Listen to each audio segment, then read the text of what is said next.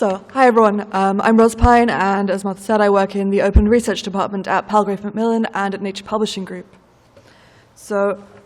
Palgrave Macmillan was one of the first commercial publishers, and indeed one of the first publishers, to offer an open access option for monographs. We launched this option 2.5 years ago in January 2013, and we published our first open access book later the same year. We're also one of the few publishers to offer a hybrid open access option for chapters. So what model did we choose and why? What are the characteristics of the OA books and chapters that we've published so far?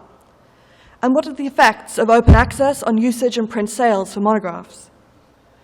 Today I'm going to share with you some insights from our open access monograph program, and I'll also offer some suggestions on best practice for publishing monographs in an open access context, and discuss the related challenges for publishers. So, our model. We use a model similar to the APC model for journal articles. Authors, or in practice their funders or institutions, pay an open access publishing charge. The charge is between $12,000 and $17,500, depending on the type of book. We then make all online versions of the book open access, so that's the EPUB, the PDF, and the Kindle version. And if in future there are any further online formats, we would make those online open access too. Our default license for our open access monographs is CC BY, the least restrictive of the open access licenses, and the only license that's considered to offer true open access according to those industry definitions. We sell a print-on-demand version at cost, so to be clear, we're not subsidizing the open access through print sales. So why did we pick this model? It was really important to us in developing an open access monograph model that we came up with something sustainable. Because our fee covers all costs associated with publishing a book, we know that from a financial perspective, we can continue to offer and expand our open access program. Some publishers have chosen to subsidize open access through print sales or sales of other e-formats. Our view is certainly that subsidizing open access through sales of print is a very short-term tactic. As readership and sales move online, it will no longer be possible to rely on this, and that could endanger the future of open access in a monograph context. Secondly, we favor our model because it's transparent. In order to come up with our fee, we broke down the cost at every stage of publishing a book to title level, so we know it represents the true cost of publishing. And because we don't cross-subsidize, authors and funders know exactly what they're paying for. And finally, we really wanted to offer a monograph open access option that was full open access, no compromises. So every online format is available open access, and combined with the CC BY license, this supports the greatest possible reuse. And offering CC BY also allows authors to meet their funders' mandates, which is increasingly important in the open access world. Before I go on, a note on quality. We're really proud of the quality of our book programs. And in devising our open access option, it was a priority to protect that. Our open access books receive the same high level of editorial, production, design, marketing support as any non-open access title. And crucially, they go through exactly the same peer review process. Authors opt into our open access program. It's completely separate from the editorial decision to publish a book. In fact, if an author knows at an early stage that they want to publish a title open access, we remove that information from the proposal before sending it out for review, so that it can't influence a reviewer's judgment. Finally, we don't confirm titles as being open access or charge a fee until the full manuscript has been reviewed and approved by external reviewers and our editors. So, it's been 2.5 years since we first offered our open access option. What's the take-up been like, and what sort of authors are choosing this option? So far, we've published 5 open access books and 2 open access chapters. And we've got 5 more books and 3 chapters in production with confirmed funding. So book here combines both monographs and our short format Palgrave Pivot, but in fact the majority, 8 of 10, are monographs. We've got many more probable open access titles in the pipeline, but they haven't been finally accepted, so we can't confirm them yet. We've worked really hard to introduce open access into our workflow. So, for example, making sure that editors are discussing open access at commissioning meetings, where that's appropriate, and ensuring that the open access option is mentioned in offer and contract letters. And we're slowly starting to see demand increase. If you look here, you can see that there's a broad subject spread amongst our open access titles. In fact, it leans somewhat towards the humanities, which perhaps is surprising, given the humanities are typically, as we all know, in receipt of the least funding.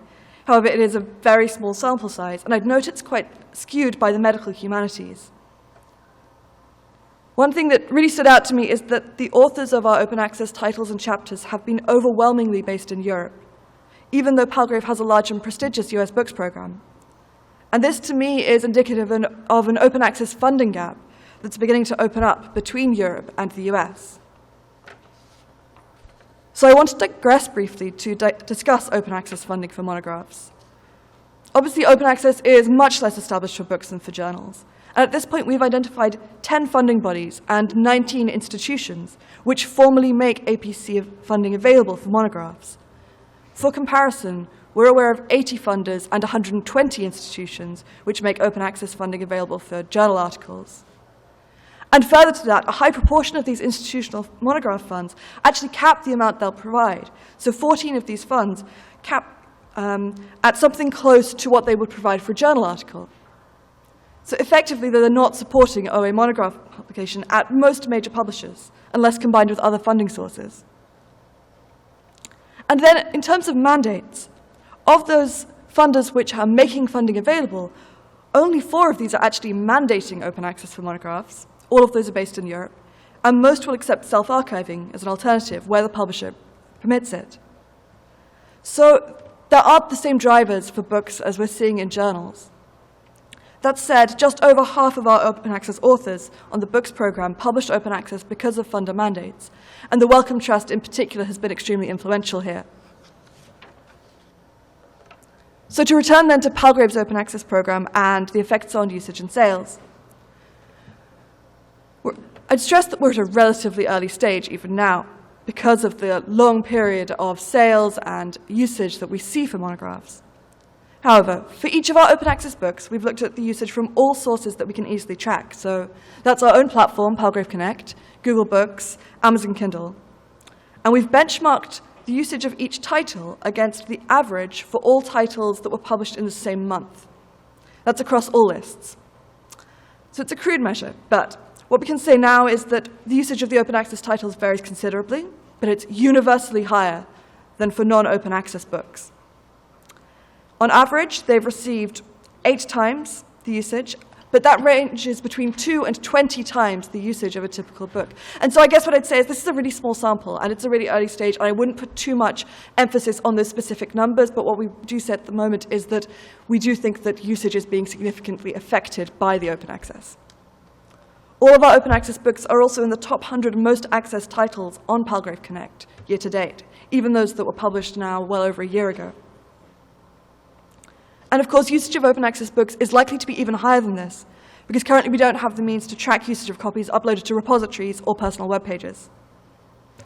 Reviews on Amazon and Goodreads and so on across open access titles suggest that these books may be reaching wider audiences than typical monographs, including general interest readers and course recommendations. In terms of sales, we find that full, well-advertised open access does appear to have a negative effect on print sales, in some cases quite considerably so, even though our print price is much lower than for non-open access monographs. I'm not going to share any figures with you simply because the effect ranges so much between titles and because we're not yet at a period at which we'd expect sales to have peaked for some of those titles. So I think it's really too early to say the extent of the effect, again, but we do see it having a negative effect on print sales. So I wanted to spend the rest of this presentation talking about some of the things we've learned in the course of putting together an open access books program and what might look like best practice for open access books. Then, if the book is open access, it's very important that the licensing information is clearly stated on the book so that users know how it may be reused. It's equally important that any third-party material is clearly marked, particularly if permissions differ. So here you can see this was a book licensed CC BY, but a third-party material under a slightly more restrictive CC license. I think this is a really challenging area for books. They tend to have a lot more third-party material than articles, and permissions holders may not be willing to release material open access, may not understand what that means in practice. And I think we as a community haven't yet reached agreement on a good way to deal with this. If we include copyrighted material in open access books, then we limit the ways the PDFs and EPUBs can be shared. It's a huge compromise for the open access. But if we ask authors to remove it, are we damaging the integrity of the book? I note that permissions issues also limit the cover design options for open access books, something which hasn't really been an issue for journals. Best practice then also means making open access titles easy to find. At Palgrave, we link prominently to them in the top-level menu of our ebooks platform. But one issue here is that the typical route for discovery of a book is via the library catalogue. How do you get a title into a library catalogue when the library hasn't purchased it? We make our MARC records for open access titles available for download from Palgrave Connect. We provide a download link in our library newsletter, but it's much harder to reach libraries that aren't existing customers. Best practice means making open access titles available via non-academic platforms, so Google Books, Amazon, as we would do for any monograph. But the kicker here is that you also have to make sure that titles are clearly marked as OA, clearly available, free to access. And some of this is non-trivial, so getting Amazon to display a $0 Kindle price requires manual adjustment to the metadata, not scalable. Best practice means arranging deposits, say in subject repositories where appropriate, and OA-specific repositories such as the DOAB, the Directory of Open Access Books, and PubMed Central. Again, something which has been less of a priority for monograph publishers traditionally. Here we've deposited in PubMed Central on the author's behalf to meet the Wellcome Trust deposit requirements. Again, note that unlike articles, this is a manual process in which books must be submitted one by a form. You can't simply send an XML feed. Again, not scalable. And then finally, best practice, as I suppose for all books, but particularly for open access books, means encouraging funders and authors to share and promote the books as widely as possible. This title, Seeing Ourselves Through Technology, is our most viewed open access book, and it's consistently in the top 10 most downloaded titles on Palgrave Connect, the result of a topical subject and a really engaged author. And I wanted to share this blog post from author Jill Walker-Retberg, as it demonstrates how authors value having this open access option. But her blog post is well worth reading for its nuanced take on open access. She considers all of the options out there and explains why this version was right for her. So I'd recommend you take a look. So, to sum up, we still face a number of challenges before publishing monographs open access becomes something that we can do at scale. Most significantly, there's the funding gap, where books have much higher costs than articles, but are most associated with the least well-funded subjects. There are the issues with permissions and third-party rights. Systems and workflows are immensely challenging. We've had to make a number of developments to our systems to enable us to publish open access books, and it's still, as you've seen, a very manual process. From the point of acceptance, it's much more labor-intensive than publishing a non-open access book. I haven't had time to discuss hybrid chapters, but these have all the challenges associated with publishing open access monographs and then some. So the unit of publication and discovery is still the book, not the chapter. In order to publish chapters open access on third-party platforms, we've had to release them as separate mini-books. You can see one here, in addition to the material that's appearing in the parent title. So what's the future of open access for monographs? This area is really messy.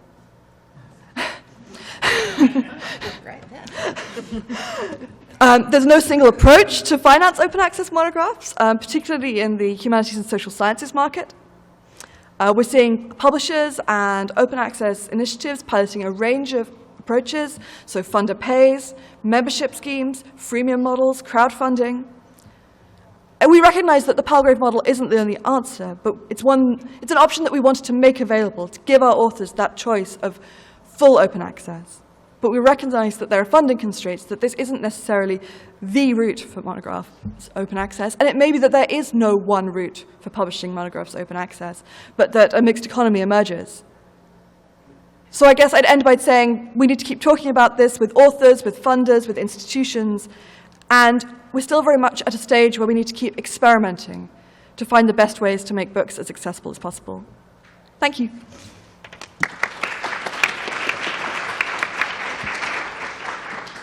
We have have about 5 minutes for questions. And could you identify yourself when you stand up for your question? Peter Berkeley from the AAUP, you have said that there was a negative impact on sales. Are you measuring that in terms of dollars or pounds, or units, or both?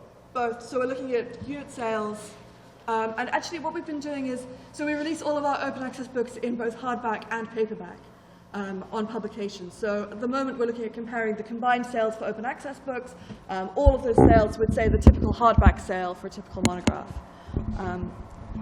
We've also, we've also looked at the effect on total revenues, so comparing revenues from the APC plus some print sales with revenues that we might expect from a traditional book. So, both.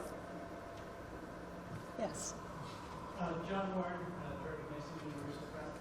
I don't know if you can talk about this, but what were the expectations going in? 5 open access books so far and 5 in production. It doesn't really seem very much, but No. what was the expectation? Did you guys expect that there would be more, or did this about what you thought? I think we knew it would be relatively low.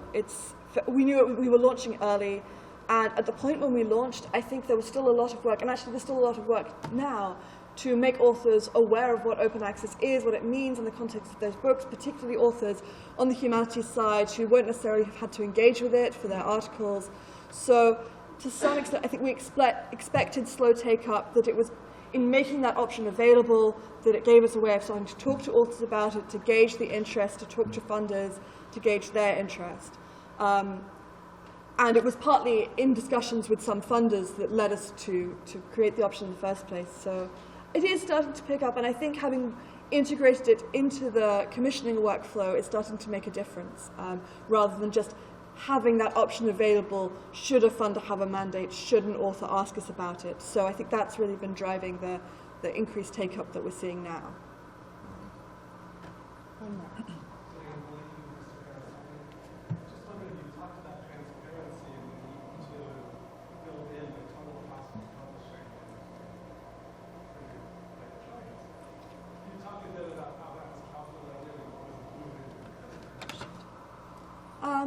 Talk a little bit about it. So essentially we took every cost from distribution, that's not a good example because it relates to print, but online publication, typesetting, peer review costs, series editor costs where we pay an honorarium to a series editor, anything like that into account, and we really broke it down to title level, which is something we're not necessarily used to doing for monographs. We tend to look at the list as a whole. So all I can say is we really did break it down one by one and try and kind of get to what a book would cost, and take into account probably some of the overhead that we would expect to be paid for by. So when you sell the print on demand, essentially, you say you sell it at cost. Yeah. So what costs? All of those costs? The editorial costs? Everything? No, Or just the cost actual of the cost? print and demand and the distribution. That's the only cost associated with the print. Every other cost is assigned to the ebook. Because in order to create an ebook, we have most costs that would be associated with a title. And anything that's specifically print isn't attributed to the APC and is costed from the POD price. One last question, and then we need to move. Other than funding, what are the other 6, how are they different? Other 6 challenges from non-OA versus OA? I hope I covered some of this, but I mean, permissions, for example, yes, permissions are challenging in a book context anyway, but it's particularly challenging because you have to get open access permissions, so you have to,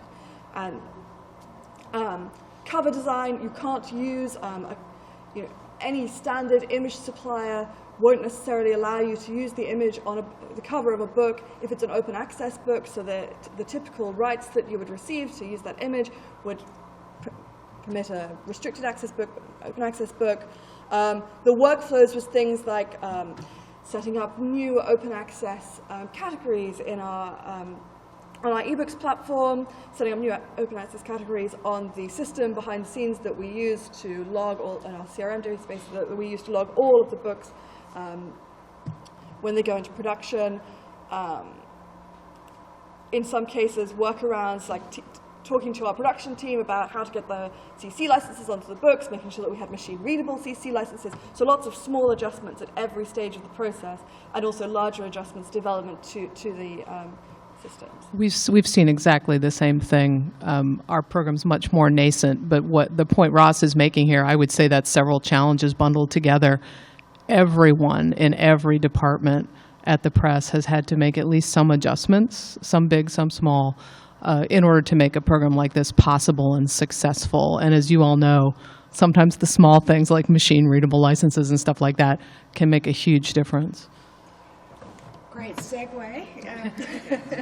Well, now, thank you very much, Ros. That was really helpful.